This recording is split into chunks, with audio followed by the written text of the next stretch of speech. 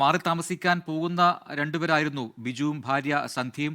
ഈ ക്യാമ്പിലേക്ക് പോകുന്നതിന് മുൻപായി വീട്ടിൽ നിന്ന് എടുക്കേണ്ട അത്യാവശ്യം സാധനങ്ങൾ, പ്രത്യേകിച്ചും സർട്ടിഫിക്കറ്റുകളും മറ്റു രേഖകളും ഒക്കെ എടുക്കാനായി വന്നവരാണ്. അതെടുത്ത ശേഷം ക്യാമ്പിലേക്ക് തിരികെ പോകും എന്ന് അയൽവാസികളോട് പറഞ്ഞ് ഈ വീടിനകത്തേക്ക് കയറിയവരാണ് ഈ രണ്ടുപേർ, ബിജുവും ഭാര്യ സന്ധ്യയും. അവരാണ് ഈ അപകടത്തിൽപ്പെട്ടത്. വീട്ടിലേക്ക് കയറിയ നിമിഷങ്ങൾക്കകം തന്നെ ഈ മണ്ണിടിച്ചിൽ ഉണ്ടാവുകയായിരുന്നു. വലിയ ശബ്ദത്തോടുകൂടി ഈ കുന്ന് അപ്പാടെ അല്ലെങ്കിൽ ഈ 40 അടിയോളമുള്ള മൺതിട്ട ഇടിഞ്ഞ് താഴേക്ക് പതിക്കുകയായിരുന്നു. അത് ഇവരുടെ വീട്ടിന് മുകളിലേക്ക് വീണു. ആ സമയത്ത് തന്നെ വീട് നിലം പൊത്തുന്ന സ്ഥിതി ഉണ്ടായി.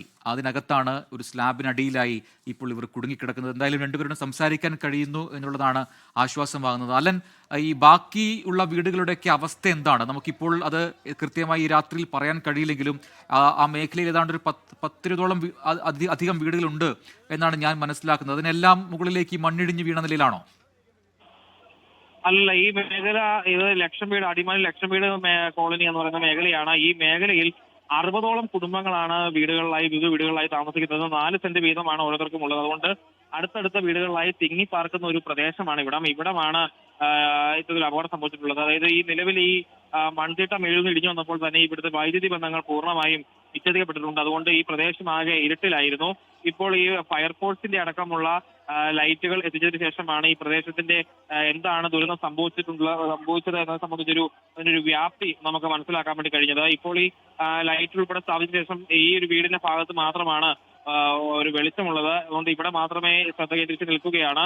കാരണം തൊട്ട് താഴെയുള്ള വീടുകളിൽ അങ്ങോട്ടും ആ ഭാഗത്തേക്കും ഈ ഇടിഞ്ഞു വന്ന മണ്ണ് പോയിട്ടുണ്ട് എന്നുള്ളതാണ് പ്രധാനപ്പെട്ട കാര്യം. പക്ഷേ അവരെ അങ്ങോട്ട് വീട്ടിലുള്ള ആളുകളെ ബന്ധപ്പെട്ടപ്പോൾ അവരെല്ലാം അടിമാലി ഗവൺമെന്റ് സ്കൂളിലെ ക്യാമ്പിൽ സുരക്ഷിതരായി കഴിയുന്നുണ്ട് എന്നുള്ള ഒരു കാര്യമാണ്. അതുകൊണ്ട് തന്നെ ആ വീടുകളിലേക്ക് ഇപ്പോൾ പോകുന്നില്ല. ഈ ആളുകൾ കുടുങ്ങിക്കിടക്കുന്നുണ്ട് എന്ന് ഉറപ്പുള്ള വീട്ടിൽ അവരെ കണ്ട സ്ഥിതിക്ക്, അതായത് ഈ വാർഡ് മെമ്പർ ആദ്യം വന്ന് സംസാരിക്കുമ്പോൾ അവരോട് കാണുകയും അവരോട് സംസാരിക്കുകയും ചെയ്തിട്ടുണ്ട്.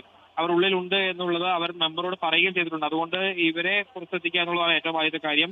ഇവരെ പുറത്തെത്തിച്ചതിന് ശേഷമായിരിക്കും അകത്തേക്ക് പോവുക. ഇപ്പോൾ നമുക്ക് ദൃശ്യങ്ങളിൽ കാണാം അവർ വെള്ളം ചോദിക്കുന്നുണ്ട്. ഉള്ളിലുള്ള ബിജുവും ഭാര്യ സന്ധ്യയും വെള്ളം ചോദിക്കുന്നുണ്ട്. രക്ഷാപ്രവർത്തകർ വെള്ളം എത്തിക്കുന്നതിനുള്ള ശ്രമം നടത്തുകയാണ്. ഉള്ളിൽ നിന്ന് വെള്ളം ചോദിക്കുന്നുണ്ട്. ഇരുവരും അകത്ത് തന്നെ ഉണ്ട്. അവർക്ക് മറ്റു വലിയ കുഴപ്പങ്ങളൊന്നും ഇല്ല എന്നാണ് മനസ്സിലാക്കുന്നത്. അവർക്ക് രക്ഷാപ്രവർത്തകരോട് അവർ വെള്ളം ചോദിക്കുകയാണ്. ഇപ്പോൾ വെള്ളം കൊടുക്കുന്ന ശ്രമം തുടരുകയാണ് ഏതാനും നിമിഷങ്ങൾക്കകം തന്നെ. കാരണം ഇവരെ കാണുവാനും ഇവരുടെ അടുത്തേക്ക് എത്താനും ഫയർഫോഴ്സ് സംഘത്തിന് കഴിഞ്ഞിട്ടുണ്ട്. അതുകൊണ്ട് ഏതാനും നിമിഷങ്ങൾക്കകം തന്നെ ഇവരെ പുറത്തേക്ക് എത്തിക്കാൻ കഴിയും എന്നുള്ളൊരു ആശ്വാസകരമായ ഒരു വാർത്തയാണ് ഈ ഒരു സമയത്ത് നമുക്ക് ഇവിടെ നിന്നും പങ്കുവയ്ക്കാൻ കഴിയുന്നത്. അല്ല, എങ്ങനെയാണ് ഈ അപകടം ഉണ്ടായത് എന്ന് ചോദിച്ചു കഴിഞ്ഞാൽ, ദിവസങ്ങളായി തന്നെ അല്ലെങ്കിൽ കുറച്ച് നാളുകളായി തന്നെ ഈ അശാസ്ത്രീയമായ മണ്ണെടുപ്പ്, ദേശീയപാത നിർമ്മാണത്തിനുള്ള മണ്ണെടുപ്പ്, അത് ആ രീതിയിൽ നടത്താൻ പാടില്ല എന്നൊക്കെയുള്ള ആക്ഷേപങ്ങളും പരാതികളും ആ മേഖലയുള്ളവരൊക്കെ നടത്തിയിരുന്നു എന്നാണ് നമ്മൾ അറിഞ്ഞതും മനസ്സിലാക്കിയതും. അതിൻ്റെ ഭാഗമായൊക്കെ അവിടെ ഉണ്ടായ മൺതിട്ട അത് വലിയ അപകടം ഉണ്ടാക്കിയേക്കാം എന്ന മുന്നറിയിപ്പ് തന്നെ അവിടുത്തുകാർ നൽകിയിരുന്നു അധികൃതർക്ക്. ഇതൊന്നും പക്ഷേ ആരും ചെവിക്കൊണ്ടില്ല. കഴിഞ്ഞ ദിവസം ഇന്നലെ ഉച്ചയോടുകൂടിയുണ്ടായ ആദ്യത്തെ മണ്ണിടിച്ചിൽ, അത് ദേശീയപാതയിലേക്ക് മണ്ണിടിഞ്ഞ് വീഴുന്നു. ആ സമയത്ത് തന്നെ അതിനു മുമ്പായി ഒരു വിള്ളൽ അവിടെ ഉണ്ടാകുന്നു. അതേ തുടർന്ന് ഗതാഗതം തടസ്സപ്പെടുന്നു. അതിന് പിന്നാലെയാണ് ഇനിയും മണ്ണിടിഞ്ഞേക്കാം എന്നൊരു സൂചനയും മുന്നറിയിപ്പൊക്കെ ഉണ്ടാകുന്നത്. അതായത് കുറേ നാളുകൾക്ക് മുൻപേ തന്നെ ഇത്തരത്തിൽ അപകടമുണ്ടായേക്കാം എന്ന മുന്നറിയിപ്പ് അത് നേരത്തെ നാട്ടുകാരും അവിടുത്തെ താമസക്കാരും ഒക്കെ നൽകിയതാണല്ലേ?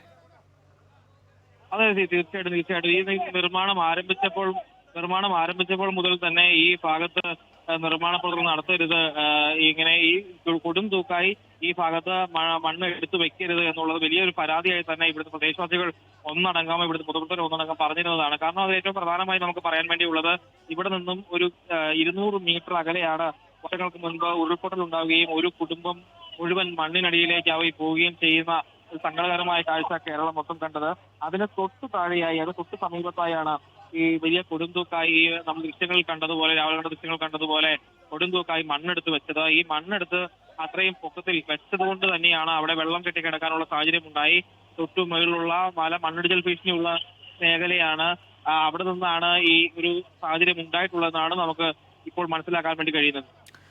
അലനാണ് വിശദാംശങ്ങൾ നൽകിക്കൊണ്ടിരിക്കുന്നത്. 24-ന്റെ പ്രാദേശിക റിപ്പോർട്ടറാണ് അലൻ. അവിടെ ദൃശ്യങ്ങൾ സഹിതം അലൻ ഇപ്പോൾ നൽകുന്നു. ആ ദൃശ്യങ്ങളാണ് ഇപ്പോൾ പ്രേക്ഷകർ കാണുന്നത്. ലോകത്തെവിടെയായാലും ഏത് സമയത്തും 24 വാർത്തകളും ഓഗ്മെന്റഡ് റിയാലിറ്റി പാക്കേജുകളും എക്സ്പ്ലെയിനറുകളും വിശദമായി കാണാൻ ഞങ്ങളുടെ യൂട്യൂബ് ചാനൽ നിങ്ങൾക്ക് സബ്സ്ക്രൈബ് ചെയ്യാം.